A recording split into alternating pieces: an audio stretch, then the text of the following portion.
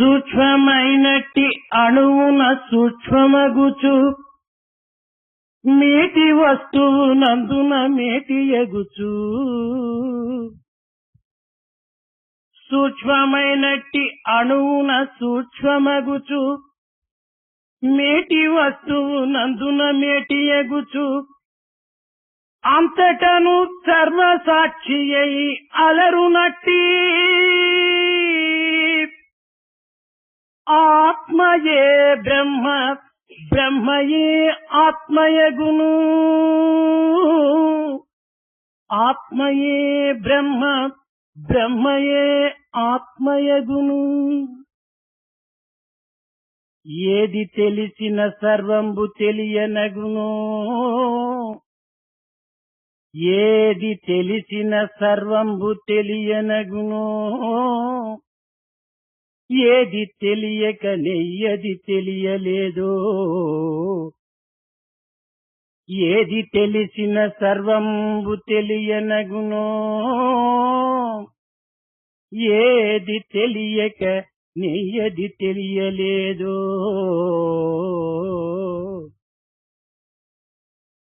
ఏది పరవిద్య అపర ఏది పరా అపర విద్యలనుచూ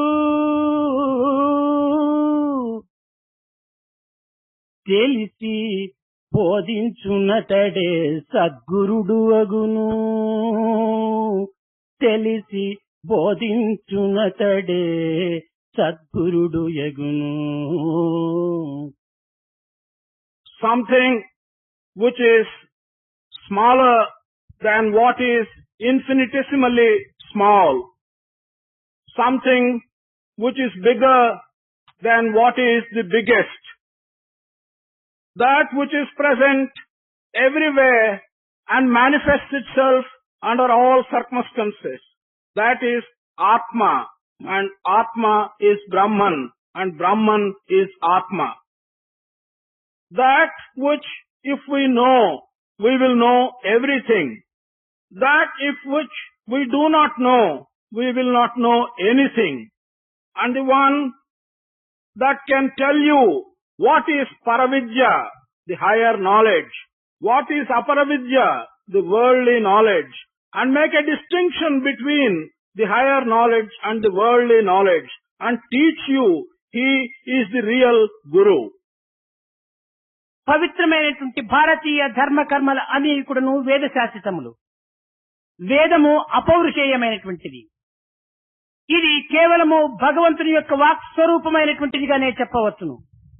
కానీ అట్టి అగమ్యగోచరమైన అస్పష్టమైనటువంటి యొక్క వేదమును అర్థము చేసుకొనటము సామాన్యమైనటువంటి యొక్క మానవులకు ఇది అసాధ్యము అవుట చేతనే దీనికి స్మృతిగాను కొన్ని రకములైనటువంటి యొక్క పురాణ ఇతిహాసములుగాను దానిని విభజించి ఏ యొక్క మహనీయులు తదేక దీక్షతో నిర్విరామ కృషి సల్పి నిరంతర తాపత్రయములతో హంతులేనటువంటి ఆశతో అర్థము కానటువంటి ఆవేదనతో అశాంతి రూపమునకు కూడాను పాల్పడి తాము ఆర్జించినటువంటి యొక్క తాము వినినటువంటి యొక్క ఈ యొక్క శృతిని ఒక్క పవిత్రమైనటువంటి యొక్క స్మృతిగా మార్చి పురాణముగా మార్చి ఇతిహాసంగా మార్చి సామాన్యమైనటువంటి యొక్క మానవులకు సహజమైనటువంటి యొక్క మార్గమున అనుభవించుటకు అనుకూలమైనటువంటి యొక్క స్థితి యందు అందించారు.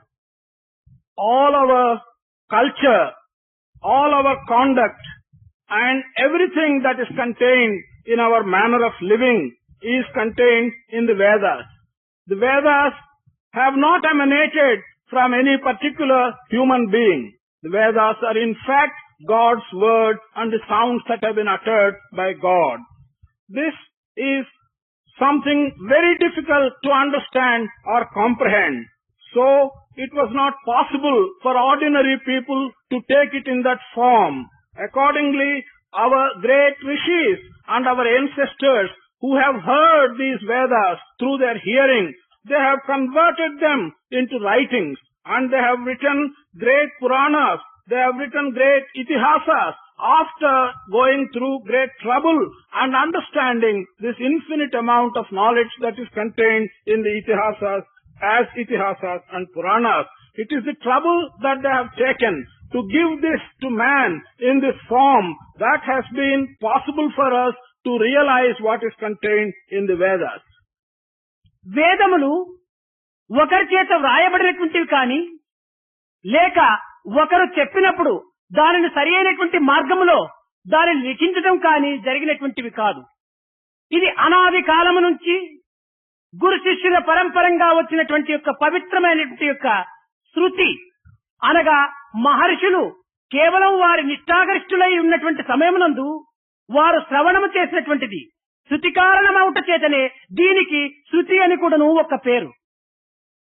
Vedas have not been written by anyone as a text, nor have they been taken down and given to us in the form of a book when someone had uttered them. Vedas have from time immemorial been handed over from the Guru to the Shishya, and that is how they have come down to us. They have only been heard as having been uttered as divine sounds. That is why they are called Shruti. What has been heard as a divine sound is referred to as Shruti. పవిత్రమైనటువంటి వేదమును ఎట్టి వారు కూడాను మార్చడంకు సాధ్యం కానటువంటిది. ఇతిహాస పురాణములను కూడాను అనేక రకములుగా కూడాను వ్యాఖ్యానములు సల్పవచ్చు. అనేక మంది విద్యావంతులంతా కూడాను దీనిని కొంచెం తబ్బిబ్బు గావించవచ్చు. కానీ ఇది ఎంత మహత్తరమైనటువంటి శక్తి కలిగినటువంటిదో మీరే యోచించుకోవచ్చును. ఈనాటి వరకు కూడాను వేదమునకు వ్యాఖ్యానం రాసినటువంటి వారు కానీ లేక వేదములందు ఉన్నటువంటి యొక్క శబ్దములను మార్చడానికి ప్రయత్నం సల్పినటువంటి వారు కానీ ఈ భారతదేశమునందే కాదు ఏ ప్రపంచమునందు కూడాను కానరాకున్నారు. The Vedas are very sacred. No one can change the words that are contained in the Vedas. Maybe the Itihasas and the Puranas could be annotated, and people have written commentaries in the form of Itihasas and Puranas. But till today, no one has come forward, either in this country or outside this country, to either write a commentary on the Vedas or to suggest any changes in the contents of the words of the Vedas. దీనిని శబ్ద బ్రహ్మమని కూడాను పిలుస్తవచ్చును. అయితే ఇట్టి పవిత్రమైనటువంటి వేద ప్రమాణములను అనుసరించి వేద విహితమైనటువంటి ధర్మములు ఆచరించి వేద మతం అనేటువంటి రూపంలో మనము భావించి మనము వేద మతములకు సంబంధించినటువంటి వారు భారతీయులు అనేటువంటి రీతితో గర్వించవలసినటువంటి యొక్క నేటి భారతీయులు దురదృష్టవశాత్తు భారతీయుల యొక్క సంస్కృతిని విస్మరించి భారతీయ మతమును గర్హించి దేవాలయమును తిరస్కరించి పుణ్యక్షేత్రములంతా కూడాను పుక్కిటి పురాణములుగా వ్యాసి దానికి అనేక రకములైనటువంటి ఆపోహలను కల్పించేటువంటి యొక్క భారతీయులు కూడాను నేడు భారతదేశం నందు అభివృద్ధి అవుతున్నారంటే నిజముగా ఇది దురదృష్టమనే చెప్పవచ్చు. The Vedas can also be referred to as the Shabda Brahman. That is what is conveyed by the sound. And these sacred Vedas dictate to us, and they contain what is called the Veda Dharma. What is contained in the Vedas is pramana, is authority for us. The religion of the Vedas is what we follow, and we should really be proud of the religion that has come to us from the contents of Veda Dharma. Unfortunately, today, in this country, there are people who are losing faith in the religion of the Vedas, who rather look down upon the temples, and who have been also talking very lightly about places of sacred pilgrimage in this country. That such people, born in this country, are also prospering and still talking ill of our great traditions is something which is extraordinarily incredible.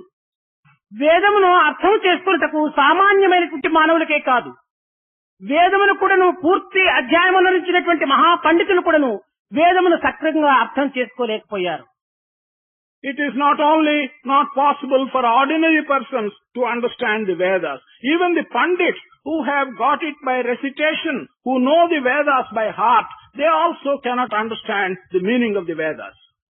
రోడ్డుకు ప్రక్కలో గుంతలో పడినటువంటి మురికి నీటిని చూచి మేఘముల యొక్క నీరు కూడాను ఈ రీతిగానే ఉండునటువంటి రీతిగా భ్రమించేటువంటి మూర్ఖులు కొన్ని రకములైనటువంటి వేద విహితమైనటువంటి కర్మలను కొంత గుర్తించి తద్వారా పవిత్రమైనటువంటి వేదమునకు కూడాను కళంకం కలిగించేటువంటి మాటలు కూడాను మాట్లాడటం జరుగుతూ ఉండవచ్చు.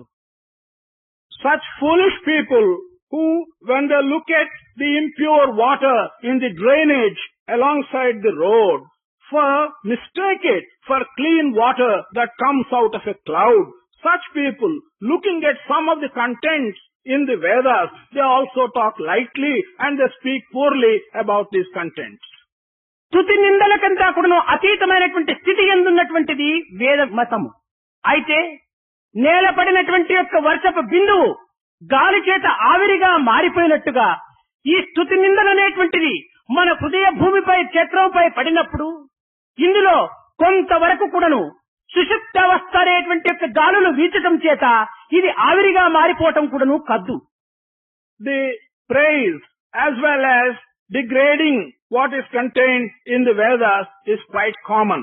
But just as like a drop of rain which falls on the ground, as a result of the air or the breeze that occurs, this drop of water gets evaporated.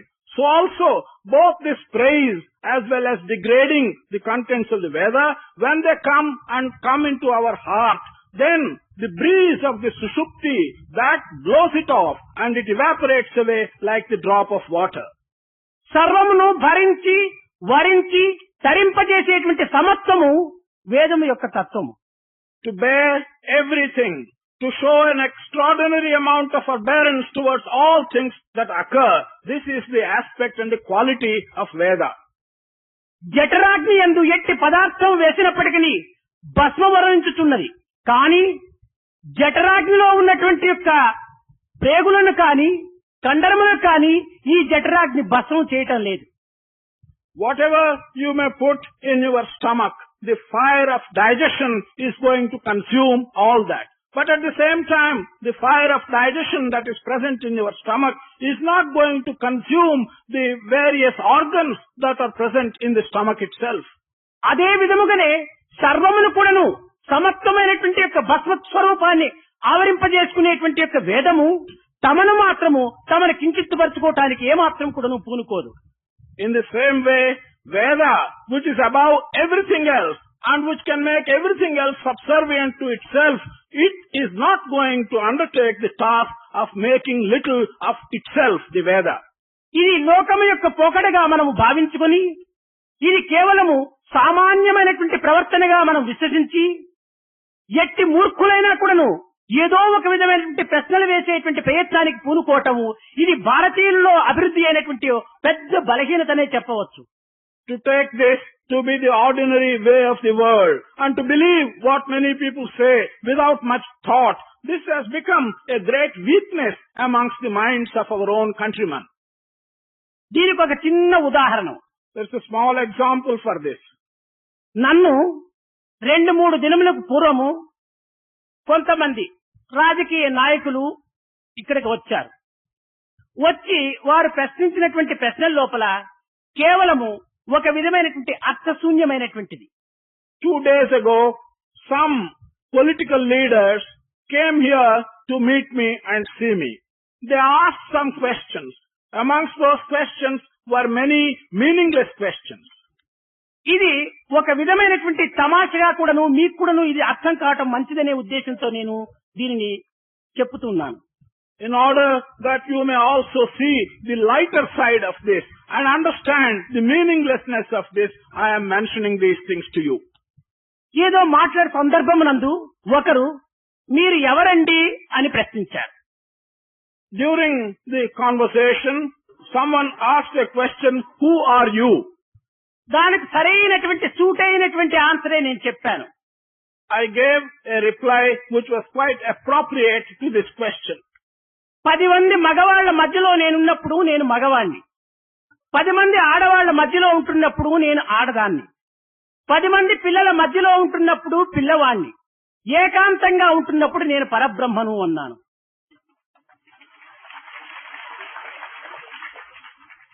When I am in the midst of 10 men, I am a man.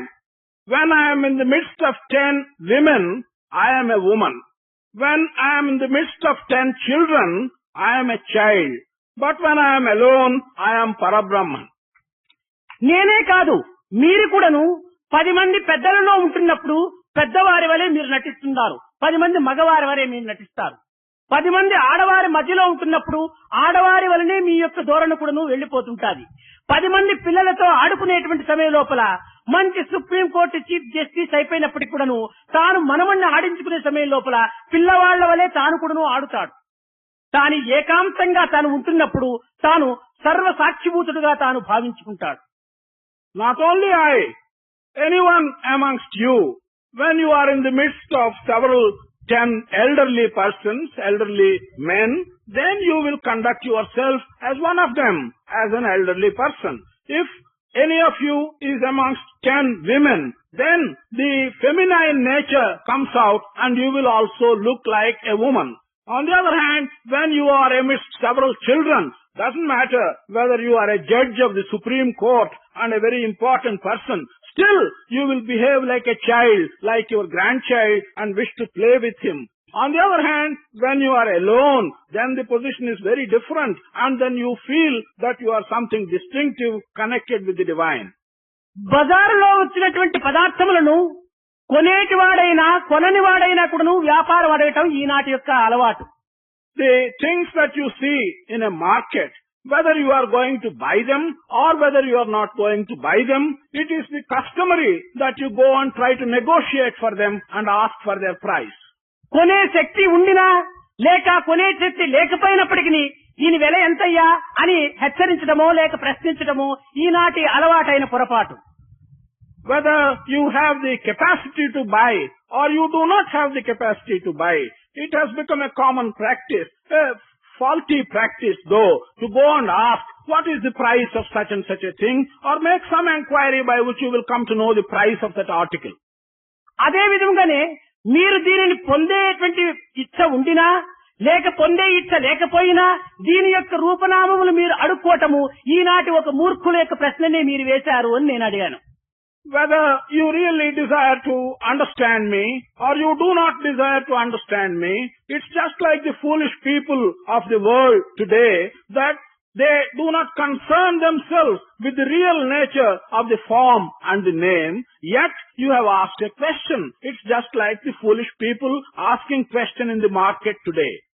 తనను తాను ఎరుగనటువంటి వ్యక్తే పరులను నీవెవరు నీవెవరు అని అడగటానికి ప్రశ్నిస్తుంటాడు. The one who does not know who he is, who himself is, he alone asks questions of others who they are.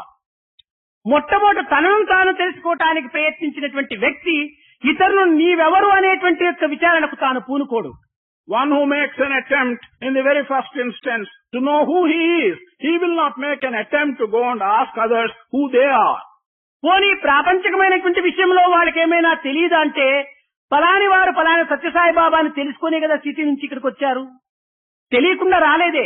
కాబట్టి ఇంక ఏ దూరంలో వాళ్ళు మీరెవరు అనేటువంటి ప్రశ్న వేశారు కనుక అది తెలియనటువంటి ఒక చపలచిత్తమైనటువంటి ఒక మూర్ఖత్వం అనే చెప్పవచ్చు. If we want to look at this question in a worldly manner and take a charitable view of it, after all, they know that one is Satya Sai Baba and he has come here to see Sri Satya Sai Baba. He knows that very well. Then, in spite of it, if he has asked me the question, who are you? It simply means that his mind is wavering, that he is not steady, he doesn't know what he is asking. అనగా ప్రపంచమంతా కూడాను ఈనాడు ఇట్టి పరిస్థితి లోపల నడుస్తూ ఉంటుండాలి. This means that the whole world is moving today along such similar lines. కనుక మనము కేవలము కాలమునంతైనూ వ్యర్థపరిచి అనేక రకములుగా శ్రమపడి కొన్ని రకమైనటువంటి శ్రద్ధాభక్తులను అభివృద్ధి పరిచి అనేక భగవత్ విషయములంతా కూడాను మనం గ్రోలి శాస్త్ర ఇతిహాస పురాణములంతా కూడాను మనం పఠించినప్పటికీ మనలో ఉన్నటువంటి యొక్క దివ్యత్వం అనేటువంటిది కానీ లేక సత్య సూక్తులు అనేటువంటివి కానీ ఆచరణమైనటువంటి యొక్క రూపంలో మనము ప్రకటించినప్పుడే ఇది ఒక సార్థకం అవుతుంది. కానీ లేకున్నా మన కాలము మన కాయము మన యొక్క విషయం కూడాను జీవితం కూడాను వ్యర్థమై చేసుకున్నటువంటి వారమైపోతాం.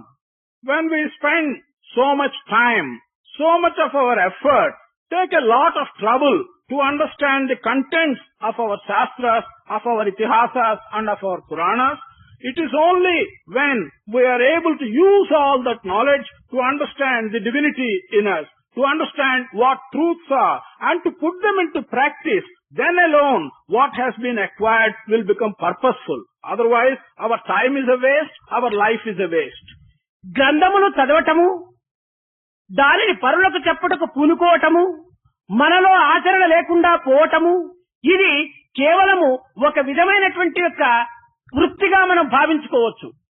To read books and to convey to others by way of teaching what we have learned the books, but at the same time do not put any of what we teach into our practice. We can regard this as a kind of peculiar occupation. మీరు ఈ వయసులకు ఎన్నో పుస్తకములు చదివి ఉండవచ్చును, ఎన్నో విషయములు మీరు తెలుసుకుని ఉండవచ్చును. కానీ తెలుసుకున్నటువంటి యొక్క తెలివి, చదివినటువంటి యొక్క చదువు, గ్రహించినటువంటి యొక్క గ్రహణ శక్తి మీ యొక్క ఆచరణలో ఏమాత్రం కూడాను కనిపించటం లేదు. Maybe at this age of yours, by this time, you must have read many books. You must have got many ideas. You must have grasped several things. But in practice, in your conduct, one does not see the result of your having learned so many books and so many ideas, having grasped so many things.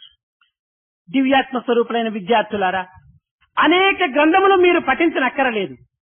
మీరు ఏ యొక్క విషయమును కొంతవరకు నువ్వు గుర్తించుకొని విశ్వసించి దానిని అభివృద్ధి పరచుకోవాలని ఆశిస్తున్నారో ఆ ఒక్క విషయమునైనా కూడా మీరు ఆచరణ యందు ఉంచి దానినైనా మీరు సక్రమమైనటువంటి మార్గం నందు అభివృద్ధి పరచుకోవటానికి పూనుకోవటంలో ఎంతైనా సార్థకత ఉంటుంటుంది.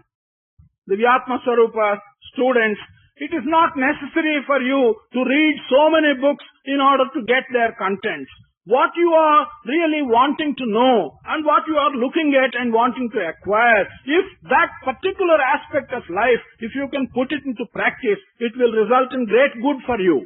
అయితే ఈ వయసు అనేక రకములైనటువంటి యొక్క తబ్బిబ్బులతో చేరి కొన్ని రకములైనటువంటి చరణ తత్వముతో చలించి ఒక స్థిరత్వమును కూడాను వ్యక్తపరిచేటువంటి యొక్క భావములు మనలో ఉద్రేకపరచడం చేత మనస్సు అనేటువంటిది మహాకోటిగా తయారై మనమల్ని కూడాను ఒక కోటిగా తీర్చిదిద్దడానికి పూనుకుంటున్నది. But this age of yours is such that there is room for a great deal of confusion. There is wavering in your mind that results in steadiness of your ideas disappearing. Thereby your mind becomes like a monkey. Having become a monkey, it tries to make you also a monkey. ఇది ఒక మర్కటం వల్లే తయారైనటువంటి ఈ మనసును మనము స్వాధీనపరచుకునేటువంటి ప్రయత్నం లోపల కొన్ని రకమైనటువంటి సాధనలు మనం అనుసరించాలి. This mind which has taken the shape of a monkey, if we want to control it, bring it under our control, we have to undertake certain practices. మనసు మహా గయ్యాళి, చెప్పినవి తప్ప అన్నీ చేయటానికి పూనుకుంటుంది. అలాంటి గయ్యాళి అయినటువంటి యొక్క మనసును కొన్ని రకములైనటువంటి యొక్క సాత్వికమైనటువంటి మార్గము లోపల దానిని కొంతవరకు మన ద్వారకు వచ్చేటట్టుగా ప్రయత్నం చెల్పాలి. Mind is like a shrew. It is like a troublesome, turbulent woman. We must do everything that is possible to bring it under control. Under these conditions, the mind will be prepared to do anything except what you ask the mind to do. This is a situation which requires great attention and you have to carefully bring it under your control.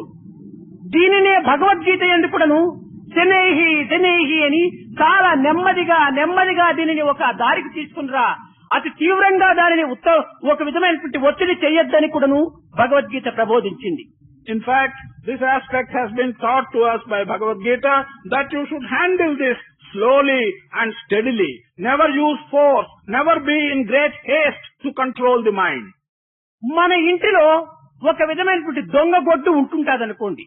ఇలాంటి దొంగ గొడ్డు తలుపు విచ్చిన తక్షణమే ఏదో ఒక పంట దీంట్లోకి వెళ్లి ఆ పంటనంతా కూడా నువ్వు మేయటానికి పూనుకుంటుంటాది. If in our house we have an animal, a cattle, which is used to bad ways by which it will escape from the house, such an animal will try and go out of the area, go out of the house and want to eat up the harvest in a field. అప్పుడు అలాంటి గొడ్డును మనము సక్రమమైన మార్గం రావటానికి తగినటువంటి ప్రయత్నం ఏం చేస్తాం? ఏ యొక్క పంటను తాను ఆశిస్తున్నదో దానికంటే ఉత్తమమైనటువంటి యొక్క ఆహారమును మన ఇంటి లోపల దాన్ని కట్టి అట్టి ఆహారమును మనం అందించడానికి పూనుకున్నప్పుడు క్రమక్రమేణా మన ఇల్లును వదిలి పంట భూమికి వెళ్లకుండా తాను సరి అయినటువంటి మార్గానికి రావడానికి ప్రయత్నం చేస్తుంది. What do we do to bring round such an animal to the right ways? What we do is to find out what is the food which is going to eat, which is after when it goes to the field. We find that and we try to feed it with the same kind of food in the house. Gradually it will give up the tendency of going out of the house and getting into the field. అదే విధముగానే మన మనసు పరిపరి విధముల కూడాను అటు ఇటు పరిగెత్తిపోవటానికి పూనుకుంటుంటాది. అలాంటి సమయం లోపల ఆ విషయ సంబంధమైనటువంటి యొక్క స్వరూపముల కంటే ఉత్తమమైనటువంటి యొక్క భగవతత్వమును తనకు అందించడానికి మనం పూనుకున్నప్పుడు, దానికి తగినటువంటి యొక్క ధ్యాన జపములు ఆచరించడానికి మనం ప్రయత్నం చేసినప్పుడు ఈ మనసు ఈ విధమైనటువంటి విచ్చలవిడిగా సంచరించడానికి ఏమాత్రము కూడాను తాను పూనుకొనదు. As in this analogy, our mind wants to wander and look after many things. It wants to go and indulge in many different ways. What do we do then in order to control the mind? These things which it is after are the worldly and sensuous desires. Instead of that, we substitute ideas about God. We make the mind think of God in jhana, in japa and so on. Gradually, the mind will be turned away from worldly pleasures and turned to God's aspect. అయితే ఈనాడు తుచ్చమైనటువంటి యొక్క పదార్థములపైన, తుచ్చమైనటువంటి విషయ సంబంధమైనటువంటి వ్యామోహాలపైన మానవుని యొక్క మనస్సు అనేక రకములుగా జన్మాంతర సంస్కారములను పురస్కరించుకొని తమ యొక్క ఒత్తిడి చేత ఈ మనసును ఎంత అరికట్టినప్పటికీ సాధ్యము కానటువంటి యొక్క పరిస్థితి లోపల మానవుడు పరాభవాన్ని పొందుతున్నాడు, అపజయాన్ని అందుకుంటున్నాడు. But today the mind is after so many bad things. The mind is after mean desires which are connected with our sensory wishes. Man is bringing a lot of pressure on his mind to wean it away from these natural desires. But he is not succeeding. He is being defeated. He is being humiliated. నిజముగా ఈ విషయ సంబంధమైనటువంటి యొక్క వాంఛలు బలవత్తరమైనటువంటి యొక్క వ్యామోహాన్ని అభివృద్ధి పరచడం చేతనే తమ యొక్క ప్రయత్నములు పూర్తి విఫలమైపోతుంటున్నాయి. ఇందులో ఉన్నటువంటిది మనస్సు యొక్క తత్వం ఏమాత్రము కాదు. మనస్సు యొక్క సంకల్పమని, ఈ బుద్ధి యొక్క సంకల్పము స్థిరమైనటువంటిదిగా ఉంటున్నప్పుడు మనం ఎట్టి అపవిత్రానికి కూడా మనము ముందంజ వేయడానికి పూనుకోము. Truly, these sensory desires for the mind and these strong attachments which the mind is developing, they are characteristic of the present day. One cannot say that these are coming only from a weak mind.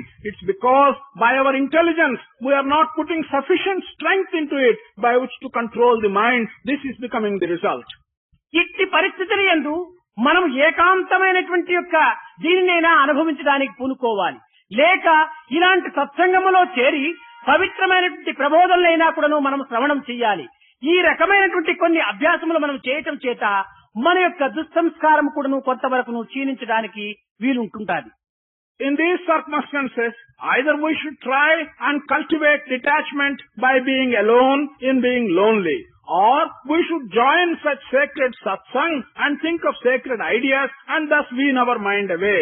One of these two things has to be done if you want to control the mind. అయితే ఈనాటి ఆధునిక యుగమునందు ఈ సత్సంగం అనేటువంటిది కూడాను ఒక విధమైనటువంటి వికారమైనటువంటి యొక్క భావములతో, కొన్ని అసభ్యమైనటువంటి యొక్క పలుకులతో కూడాను ఇది చెలరేగుతూ వస్తుంటున్నది. However, in this modern age, the idea of joining a satsang is being looked down upon as if it is something mean, as if it is something crooked, and bad ideas are being propagated about such satsang. క్రాకులు దువ్వుకోవడానికి కావలసినంత time ఇస్తున్నాము. మనము ఇంకా కాటుకులు పెట్టుకోవటానికి కానీ, జడలు వేసుకోవటానికి కానీ, ఇంకా కొన్ని రకములైనటువంటి టైల్ కట్టుకోవటానికి కానీ, ప్యాంటు తొడుక్కోవటానికి కానీ గడియలు గడియలు గడియలు గడియలంతా కూడాను మనం వ్యర్థం చేస్తున్నాము. అయితే ఒక్కొక్క సమయమునందు అయ్యా ఇన్ని గడియలంతా కూడాను నీవు అనిత్యము, అశాస్త్రము, అసత్యమైనటువంటి యొక్క ఈ యొక్క రూపానికి ఇన్ని రకములుగా తీర్చిదిద్దుకోవటానికి టైం ఇస్తున్నావే, ఒక 5 నిమిషములు ధ్యానమో, లేక 5 నిమిషములు జపమో, లేక 5 నిమిషములు భజనలో నీవు చేయటానికి పూనుకోకూడదా అంటే టైం లేదు అనేటువంటి పరిస్థితి లోపల ఈనాడు యువకులు ఈ రకంగా కాలయాపనం చేస్తూ వస్తున్నారు.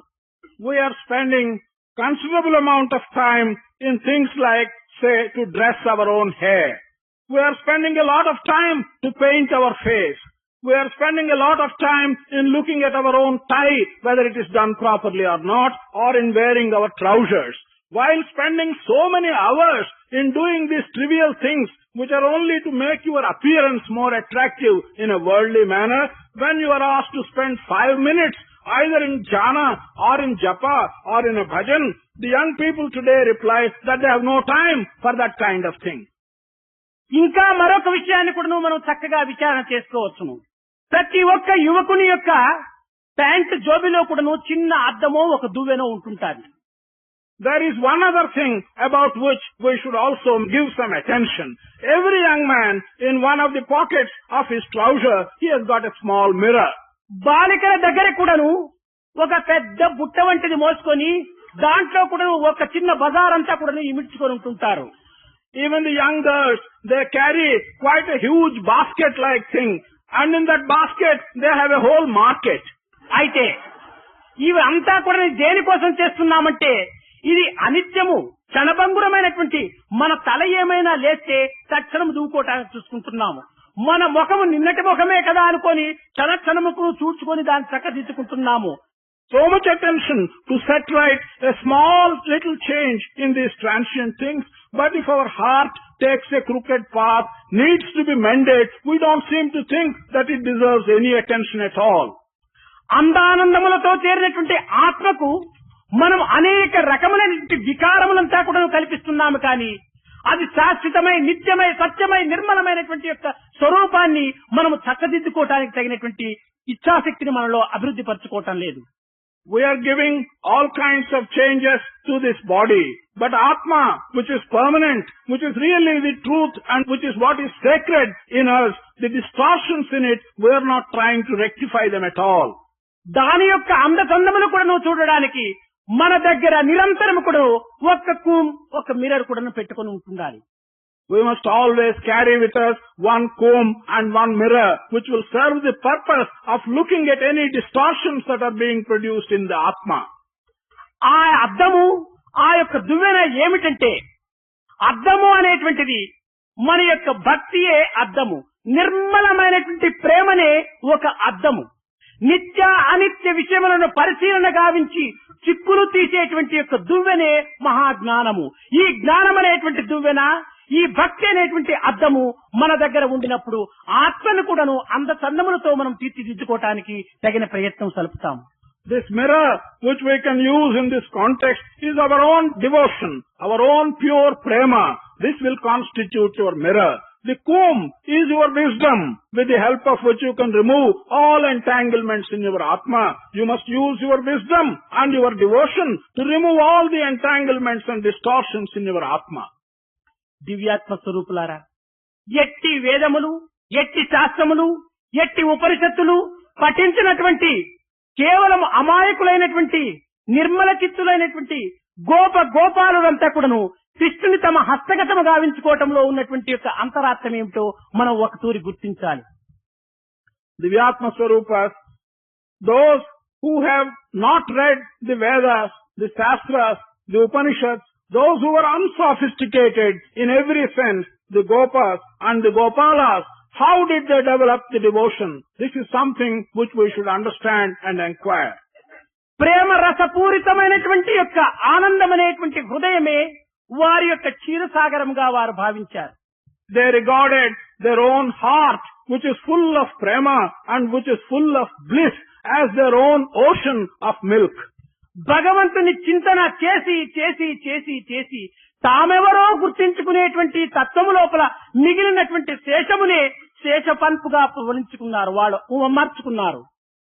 After immersing themselves continually in the thought of God and always thinking of the divine and finally inquiring who they are, what is their origin, whatever is left at the end of this inquiry has been regarded by them as the Seshapanpu, the remaining bed. ఈ ఆనందములో ఉండినటువంటి యొక్క చైతన్యంని మహావిష్ణువుగా అందులో పవళింప చేసుకున్నారు. The Chaitanya or the life force that is present in this Ananda or bliss they have regarded that as the Mahavishnu who will be on this Panpu. తామే ఒక లక్ష్మిగా భావించుకొని పాదములొత్తుతూ ఉన్నారు. They considered themselves as the Lakshmi and they were doing service by touching the feet of the Lord. ఆ పాదములను ఆశ్రయించటము చేతనే ఆ విష్ణుత్వం అనేటువంటిది వారికి కూడాను సర్వవ్యాపకత్వంగా కూడాను గోచరించడానికి ఒక విధమైనటువంటి ఆదర్శాన్ని నిరూపించారు.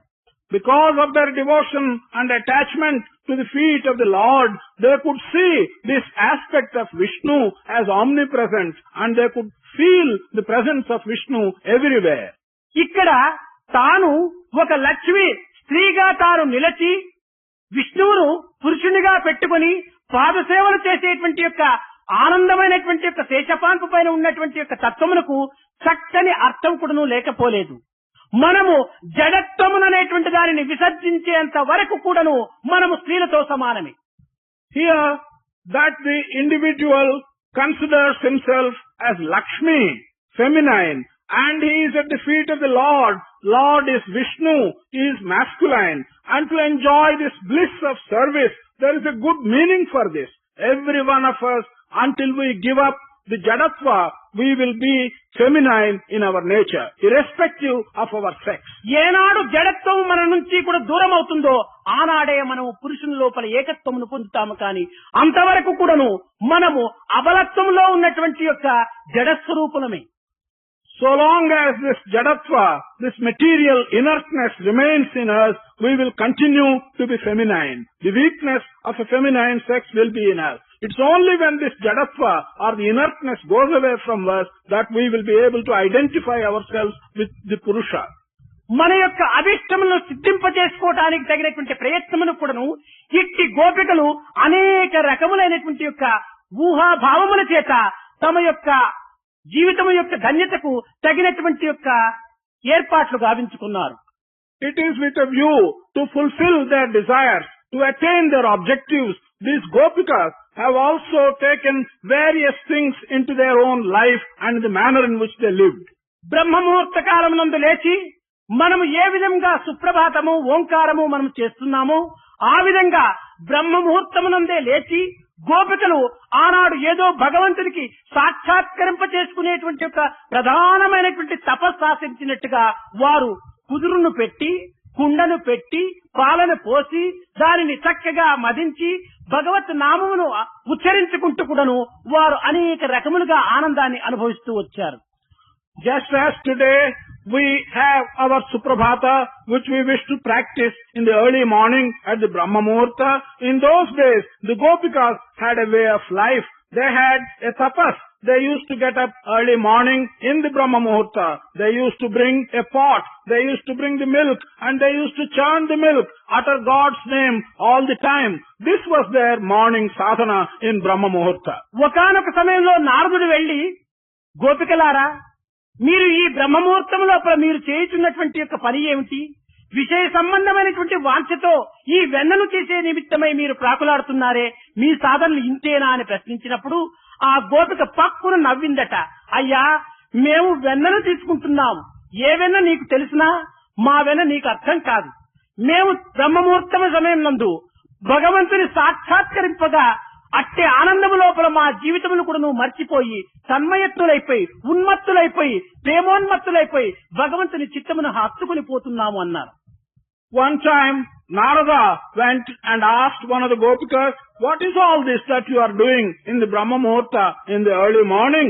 You seem to be given to worldly desires. You seem to be getting butter out of the milk. This doesn't seem to be the proper sadhana. The Gopika simply laughed at this question of Narada and said, yes, we are trying to get butter in the early hours, but you will not understand the kind of butter which we are getting. You do not know it. We are in the great bliss and happiness, and in the name and in the knowledge of the divine, we are getting divine butter and forgetting ourselves altogether. అయితే ఇది ఎట్లా అని మనము సంశయించవచ్చు. We may hesitate and doubt, how can this be possible? ఆ గోపిక వర్ణించింది, వివేకమే కుదురు, వివేకమనే కుదురును కట్టి దేహమనే కుండను పెట్టి కృష్ణ బోధామృతమనేటువంటి పెరుగును పోసి సుషుమ్న అనేటువంటి కవమును పెట్టి ఈడా పింగళ తాడును కట్టి నామమును స్మరించుకుంటూ మేము గానము చేస్తుంటే సాక్షాత్కారం అనే వెన్న బయలుదేరుతుండాది నారదా అన్నారు. The Gopika explained what they were doing. The base on which the pot was put is Viveka, or is the knowledge to distinguish right from the wrong. The body itself is the pot. And the milk that is got there it is the essence of the teachings of Krishna. That is the milk in the pot. And the churning piece, that is the Sushumna Nadi. And the two other nadis on either side of Sushumna Nadi, the Ida and the Pingala, are the two ropes with which we are churning the milk. The sadhana is the utterance of the name of the Lord. Out of this we are getting the bliss, the butter which is the bliss. కనుక వారి హృదయములు ఇంత పవిత్రమైనటువంటి యొక్క తీవ్రమైనటువంటి లోతునకు దిగి ఎంత గాఢమైనటువంటి అంతరార్థాన్ని వాడు యోచిస్తున్నారో, మనం ఎన్ని శాస్త్రములు, ఎన్ని వేదములు, ఎన్ని ఉపనిషత్తులు చదివినప్పటికీ మన యొక్క బుద్ధి యొక్క తత్వము అంత అంతరార్థములోకి దిగటము సాధ్యం కాదు. ఇది కేవలము ప్రేమను పురస్కరించుకొని, నిర్మలత్వం అనేటువంటి యొక్క దీక్షను పురస్కరించుకొని, భగవంతుని యొక్క ఐక్యతను ఆశించినటువంటి చిత్తములకే ఇది దక్కుతుంది, కానీ అన్యులకి ఇది అసాధ్యం. You can realize how deep the hearts of the Gopikas went, how much they were involved in this realization.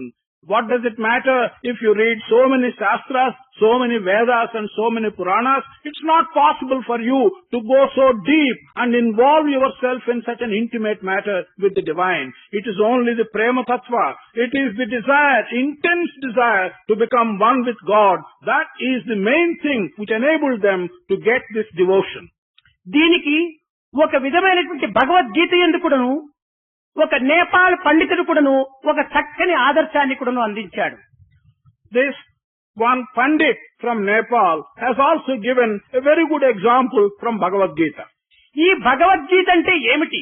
కౌరవులు పాండవులు ఇరువురు చేరి ధర్మక్షేత్రమైన కురుక్షేత్రము లోపల యుద్ధము చేయటము దేని నిమిత్తము అనేటువంటి దానికి కూడాను మనం విచారణ చేసుకున్నప్పుడు ఒక్క హస్తినాపురం రాజ్యాన్ని ఇరువురు కూడాను సాధించుకునే నిమిత్తమై తగులాట రావటము, ఇది బాహ్యమైనటువంటి అర్థంగా మనకు బోధపడుతూ ఉండాలి. When we ask ourselves what is the significance of Bhagavad Gita, when we find that on the one side Kauravas, on the other side Pandavas, they were fighting in this Kurukshetra, which was the Dharmakshetra, and the outward meaning that we would get is that these people are fighting for the kingdom of Hastinapura. అయితే ఈ హస్తినాపురం ఏమిటి? ఈ పాండవులు ఎవరు? కౌరవులు ఎవరు? ఈ ధర్మక్షేత్రం ఏమిటి? కురుక్షేత్రం ఏమిటి? ఇందులో వీరు పడేటువంటి యొక్క పాటలు ఏమిటి అనేటువంటి దాన్ని చక్కగా విచారణ చేసుకున్నప్పుడు ఈ హస్తపంజరమే ఒక హస్తినాపురంగా తీసుకున్నారు. ఈ హస్తినాపురములకు నవద్వారములు కలవు గనుక ఈ హస్తపంజరములకు కూడాను నవద్వారములు కలవు. When we make the inquiry and ask ourselves, what does Hastinapura signify? Who are the Pandavas? Who are the Kauravas? And what is the Kurukshetra? And what is the Dharmakshetra about it? Then we get the answer that this Hastinapura is this body, the cage of this body. This cage of the body has got 9 channels, 9 doors to go out. అయితే ఇందులో నిర్గుణ నిరాకార పరబ్రహ్మతత్వం అనేటువంటిది ఒక్కడు సాక్షిభూతుడై ఉంటున్నాడు. But in this body there is one who has no attributes, who has no form. He is inside this as a witness. అట్టి నిర్గుణ నిరాకార పరబ్రహ్మకు మాయా అనేటువంటి యొక్క దీనిని వరించాడు. This Parabrahma, who has no form, who has no attributes, he has taken to himself Maya. అందువలననే పరబ్రహ్మకు మాయోపాధి అని కూడాను అంటున్నారు. So Parabrahma is also alternatively called one who depends on Maya. మాయకు పరబ్రహ్మకు చేరి మనస్సు అనేటువంటి కుమారుడు పుట్టాడు. To Maya and Parabrahma, to these parents is born a son, mind. అయితే ఈ కుమారుడు అనేక రకములుగా తల్లిని అనుసరించడానికే పూనుకుంటున్నాడు, కానీ తండ్రి యొక్క జాడలు ఇతనికి ఏమాత్రము పట్టుబడలేదు. This son, mind, is in many ways wanting to follow the mother, Maya, but he has not acquired the practice of following the father, Parabrahma. అనగా మాయతత్వములే ఇతనికి ఇష్టంగా ఉంటున్నాయి, కానీ నిర్మలత్వం అనేటువంటి తండ్రి గుణములు ఇతనికి ఏమాత్రం కూడా రుచించలేదు. He likes the aspect of Maya more. He doesn't seem to like at all the pure and clean tattva of his father. అయితే ఈ మనస్సు అనేటువంటి కుమారుణ్ణి పెంచి పెద్ద చేసి పెండి చేశారు. This child named Mind has grown elder and he has got married. అందులో ఒక పెండి కాదు, రెండు పెండ్లు చేశారు. Not one marriage, but two marriages. అందులో ఈ మనసును వరించినటువంటి వారి బిడ్డలు అనగా భార్యలు ప్రవృత్తి నివృత్తి.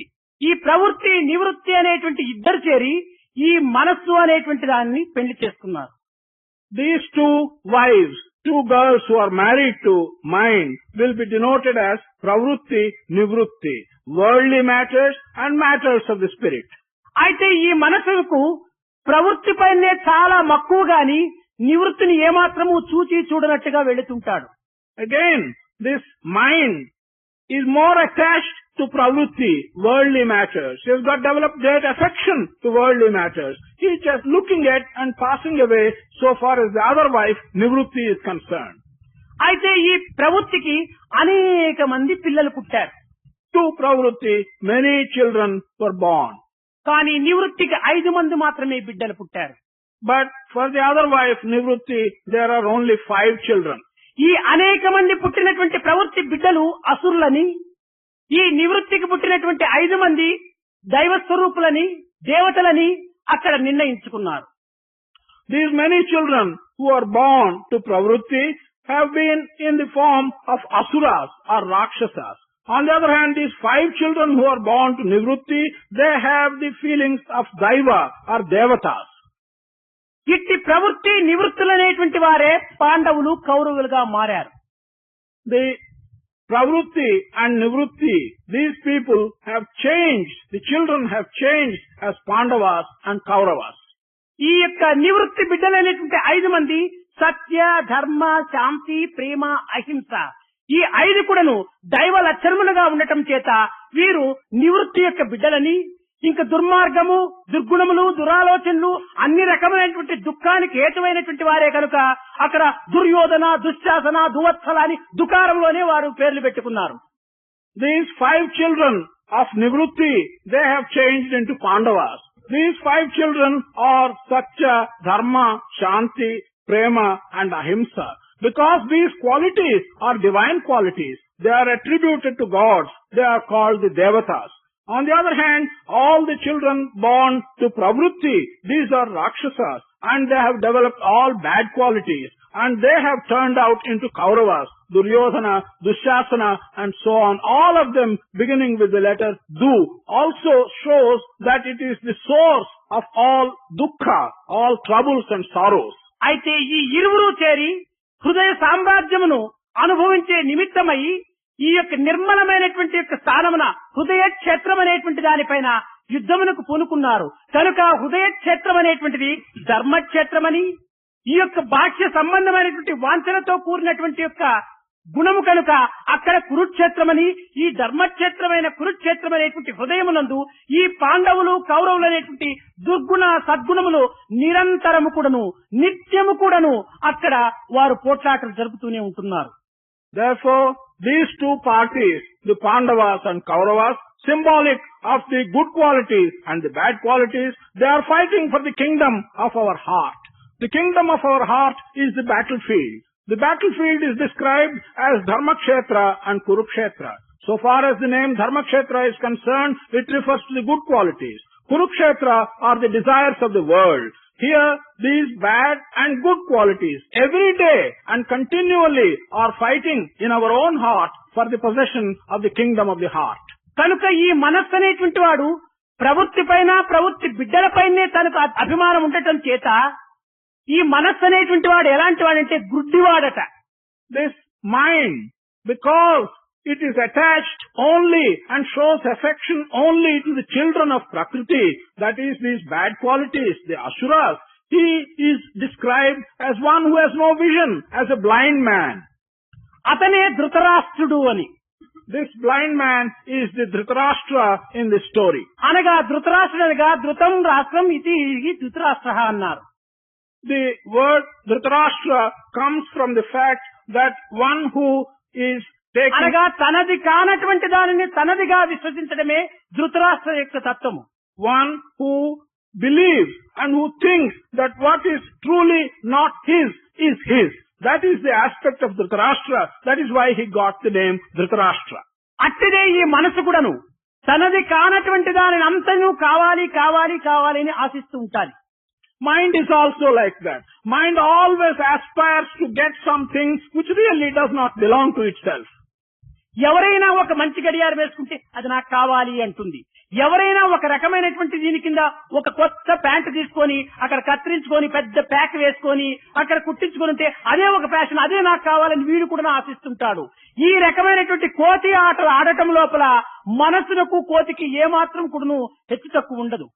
Mind is like this, wanting always to get something which doesn't belong to it truly. If you look at someone wearing a good wristwatch, the mind says, oh, I must have that kind of watch. I must have that watch. On the other hand, if you see someone wearing a nice little pant which is cut on his knee and is patched up like the modern trousers, the mind will say, oh, that is the kind of trouser which I also should wear. And he will want to go and wear that trouser. మనసు ఎప్పుడు కూడాను ఒక కుచితమైనటువంటివి అసహ్యమైనటువంటివి ఆశిస్తుంటాది, కానీ మంచిదాన్ని ఆశించడం తనకు అలవాటు లేదు.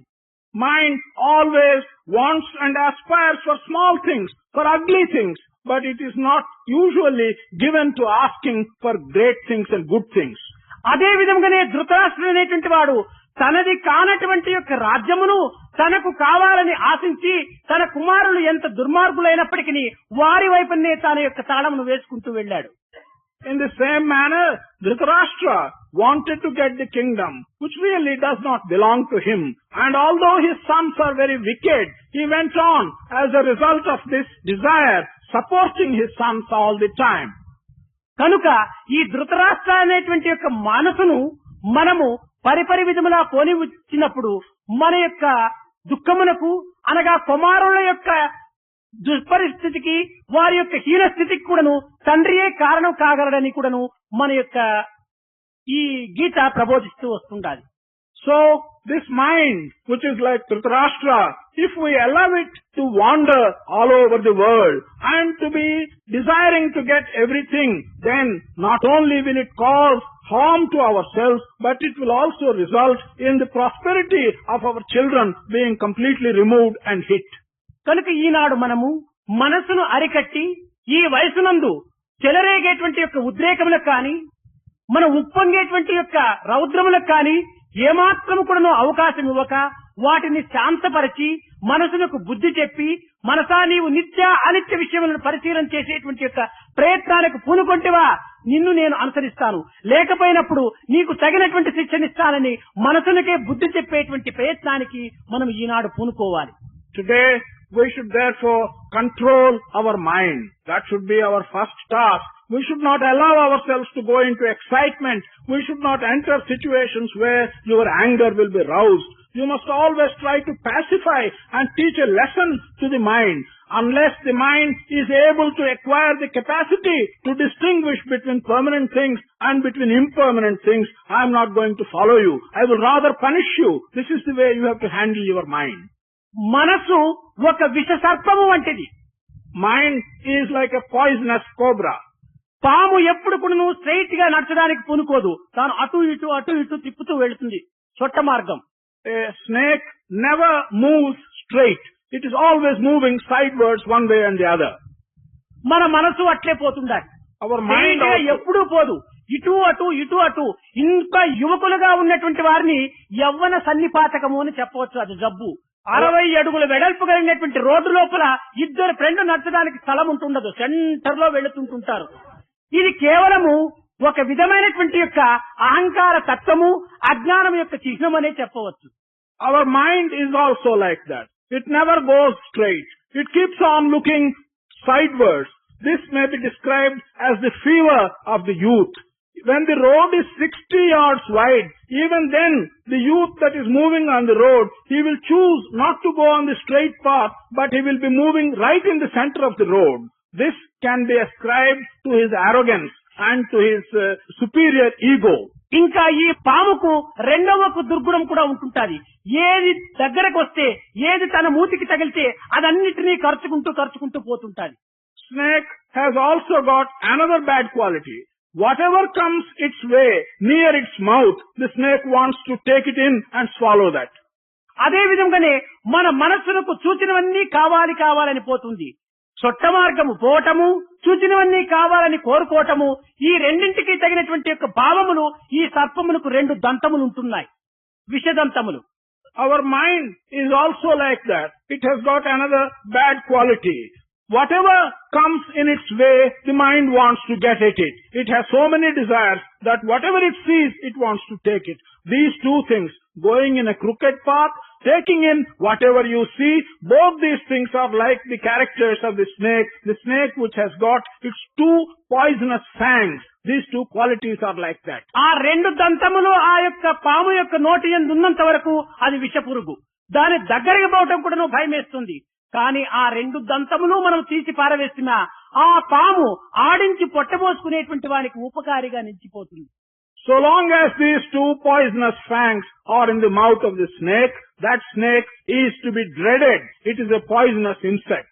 But the moment you remove these two poisonous fangs from the snake, that very snake serves the purpose of earning one's livelihood if one is going to use that snake by showing it to others. ఆ రెండు దంతములు కూడా మనకు కూడా ఉంటున్నాయి.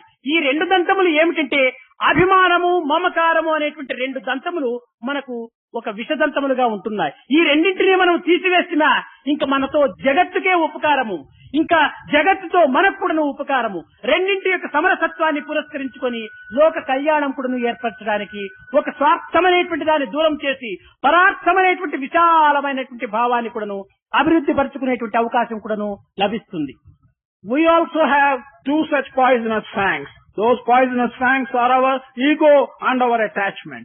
If only we can remove these two poisonous fangs from ourselves, the ego and attachment, then it will be useful to the world and we can also help the prosperity of the world to grow.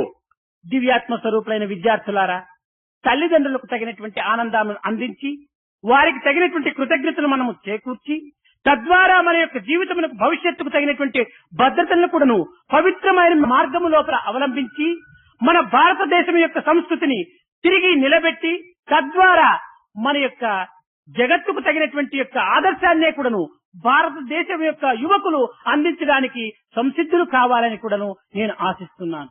Divyatma Swarupas, students, you must realize that you should show gratitude to your mother and father. You should show the necessary respect to your mother and father. Thereby, you can acquire the security for your future life. Not only can you acquire the security for the good of the future life, you can also resuscitate the ancient traditional culture of our country. Thereby, you can install our country as an ideal for the rest of the world. I hope that you will be able to do this. మన యొక్క భుజబలము కాని, లేక బుద్ధి బలము కాని, ధనబలము కాని, జనబలము కాని, ఏ బలములు కూడాను శాశ్వతమైనటువంటి బలములు కానేరవు. దైవ బలమే నిజ బలము. అట్టి నిజ బలమైనటువంటి దైవ బలమును మనము అభివృద్ధి పరచుకోవడానికి తగినటువంటి ప్రయత్నం చేసినప్పుడే మనకు తగినటువంటి యొక్క సార్థకత, మానవత్వం అనేటువంటి యొక్క పవిత్రత మనకు లభిస్తుంది. Our physical strength is not the true strength. Our mental strength is not our true strength. Even our wealth is not our true strength. It is only the strength that God gives you, and by the faith in God that you would get, that alone is the true strength. That will enable to promote your sacredness and do all things that will fulfill the purpose of your life. మీరు చరిత్ర యందు Alexander సంగతి మీకు తెలిసే ఉండవచ్చును. అతను భారతదేశం పైన దండెత్తి వచ్చి అనేక రకములైనటువంటి యొక్క ధనమును ఆర్జించి తాను పోగు చేసుకుని అన్నిటినీ కొల్లగొట్టి తాను కావలసినంత ధనమునంతా కూడా తీసుకుని వెళ్లే సమయం లోపల భారతీయులు అడ్డుపడి దానిని దక్కించుకునేటువంటి దీనికోసం తరుముకొని వెళ్లారు. ఈ మధ్య మార్గము లోపల ఈ అలెగ్జాండర్ కు కొంత ప్రమాదమైనటువంటి స్థితి ఏర్పడింది. అలాంటి సమయం లోపల అలెగ్జాండర్ డాక్టర్లు పిలిపించారు. డాక్టర్లు కావలసినంత మంది ఉంటున్నారు. మంత్రులందరూ చుట్టూ చేరారు. డాక్టర్స్ అంతా వచ్చారు. లక్షల మంది సైన్యం అంతా కూడా అక్కడే ఉంటున్నారు. ఆ సమయం లోపల డాక్టర్స్ చూశారు, ఇది కొన్ని నిమిషం లోపల ఇంకా అలెగ్జాండర్ ఈ దేహాన్ని వదిలిపెట్టాడు అని చాటినారు. చాటిన సమయం లోపల అలెగ్జాండర్ ధైర్యం చేసుకుని, మహాధైర్యశాలి, ఆ ధైర్యం చేసుకుని అక్కడ దగ్గర ఉన్నటువంటి మంత్రులను పిలిచి చెప్పాడు, మంత్రులారా, నేను ఇక దేహంను వదిలిపెట్టిపోతున్నాను. దీనికి తగినటువంటి ఔషధములు ఇంకా లేవు. ఏనాడు ఉండినప్పటికీ, ఎంతకాలం ఉండినప్పటికీ దేహం వదిలిపెట్టక తప్పదు. అయితే నా ఒక్క వాంఛను మాత్రము మీరు అంగీకరించి ఆ విధంగా మీరు చెయ్యాలి అని ఒక ప్రామిస్ తీసుకున్నాడు. You all know the story of Alexander in history. Alexander invaded this country. He earned a lot of wealth. He looted so many treasures. And he collected all this wealth and all the treasures, and he was going back to his country. On the way, people who belonged to this country tried to retrieve this wealth and get back the wealth. But a situation arose when he was suffering from a dangerous disease. All the doctors were called in. The ministers were surrounding him. Lakhs of his attendants and soldiers were present. In their presence, the doctors pronounced that his life was going to last only for a few more minutes.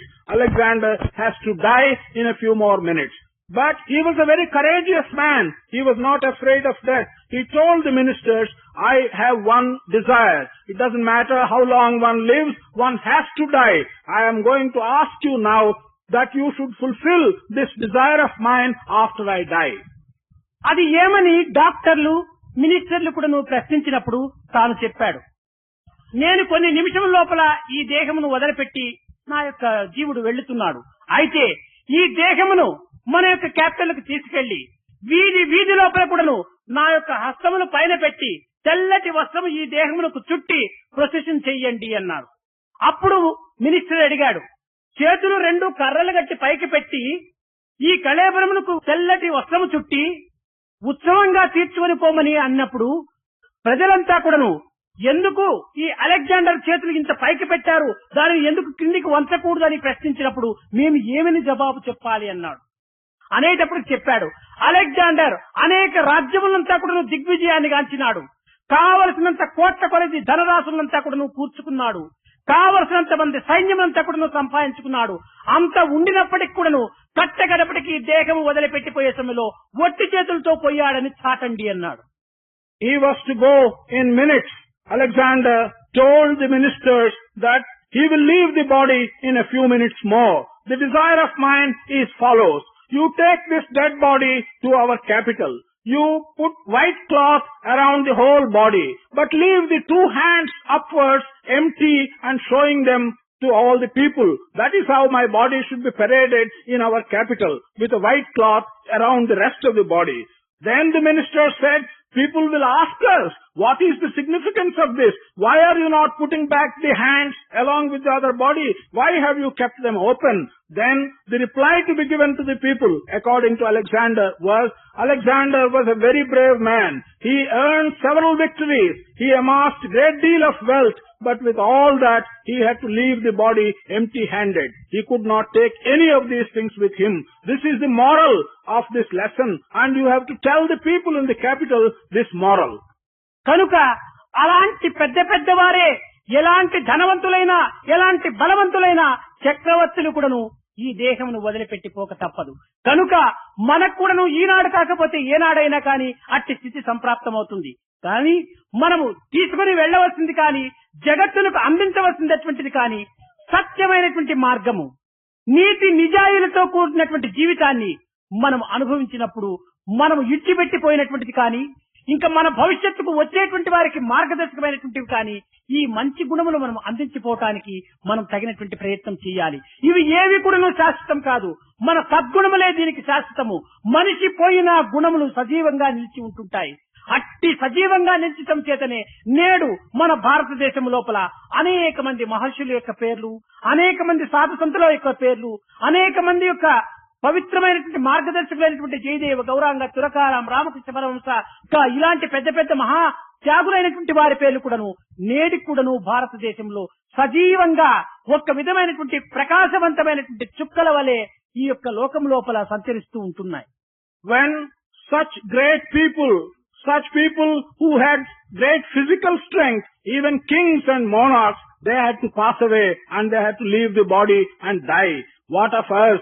Even if it is not today, some other day, any day, everyone has to pass away. What we can therefore do is to attach importance to only truth and morality. The way we lead our life along the principles of truth and morality is the only thing that is going to survive. What we leave behind us as wealth has no meaning at all. Anything that can live after you die is the way you have lived, the way you have supported truth and morality. Man goes, but these good qualities will live even after his death as a permanent contribution. And that is why in our country there have been many Maharshis, many people whose name has remained permanently, like Jayadeva, Gauranga, Tukaram, Ramakrishna Paramahamsa. They are even today living and shining like stars in the firmament of our country. సత్కీర్తిని ఆర్జించినటువంటి ప్రతి వ్యక్తి కూడాను సాక్షాత్ దైవ సన్నిధి ఎందే సాయుధ్యములో ఉంటుండి సంతోషంతో తన యొక్క జీవితమును పూర్తి కూడా మరచి ఈ యొక్క సాలోక్యమైనటువంటి యొక్క భావంతో తన యొక్క జీవితం లోపల సచ్చిదానందమును అనుభవిస్తుంటారు. Man who has done good things and has earned good reputation for his good behavior, he will always be happy. He will be in bliss. He will be one with God, and he will be living even in this world along with God in the same world, and he will be always blissful. విద్యార్థులారా, ఎవరికి నీ దుఃఖమునివ్వక, ఎవరిని అనానుకూలంలో ముంచక, ఎవరిని పరాభవం చేయక, మనము పవిత్రమైనటువంటి మాటలతో, పవిత్రమైనటువంటి నడకలతో, పవిత్రమైనటువంటి యొక్క ప్రవర్తనతో మన జీవితమును అంత్యము చేసుకోవటానికి తగిన ప్రయత్నం చూడాలి. తల్లిదండ్రులు కానీ, మన ఇంటిలో ఉన్నటువంటి పెద్దలను కానీ కఠినమైనటువంటి మాటలతో కానీ వారి హృదయాన్ని బాధ పెట్టకూడదు. కఠినమైనటువంటి యొక్క చర్యలతో వారి హృదయాన్ని బాధించకూడదు. మనము చేసినటువంటివి ఆ సమయమునందు ఏదో ఒక విధమైనటువంటి ఉద్రేకంతో మనం చేయవచ్చును, కానీ భవిష్యత్తులో అవే మనకు తిరిగి వచ్చి మనల్ని బాధించడానికి పూనుకుంటాయి. కాన మనం ఏది చేసినా, ఏది చూచినా, ఏది చెప్పినా రియాక్షన్, రీసౌండ్, రిఫ్లెక్షన్ ఉండక తప్పవు. Students, do not cause sorrow to others. Do not cause inconvenience to others. Do not behave in such a way as you would humiliate others. You must always think of conducting yourself in a sacred manner. Whether it is your father and mother or other elders in your home, you should not use harsh words. You should not do harsh things which will cause pain to them. Maybe in your excitement, in a momentary excitement, you may do something which will hurt them. If you do such a thing, it's bound to come back and rebound on you sometime or other. And everything, all that you do has got a reaction, resound and reflection. Chirabdisayana Narayana, Chirabdisayana Chirabdisayana Narayana, Chirabdisayana Sri Lakshmi Ramana Narayana.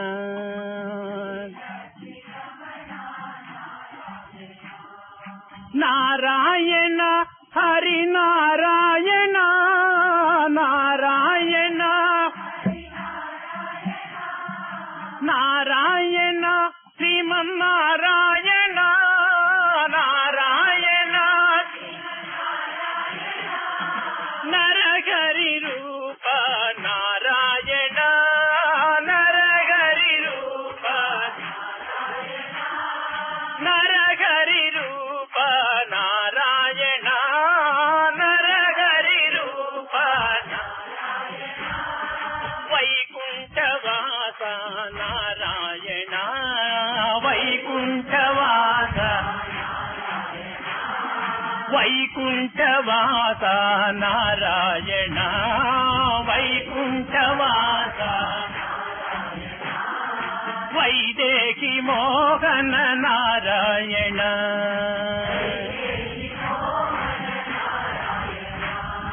Vaikuntavasa Narayana Vaikuntavasa Vaidehi Mohana Narayana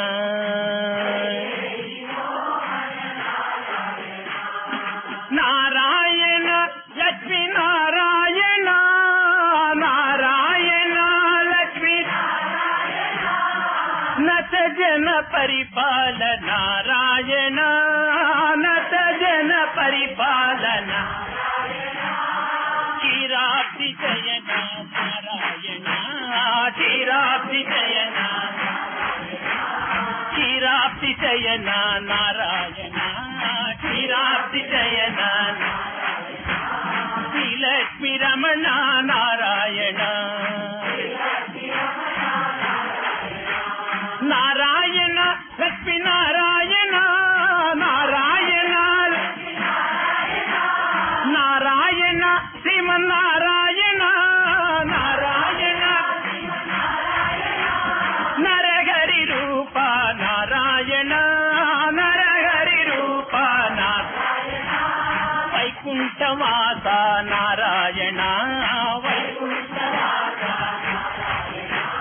Vaidehi Mohana Narayana వైకుంఠవాస Narayana వైకుంఠవాస Vaidehi Ramana Narayana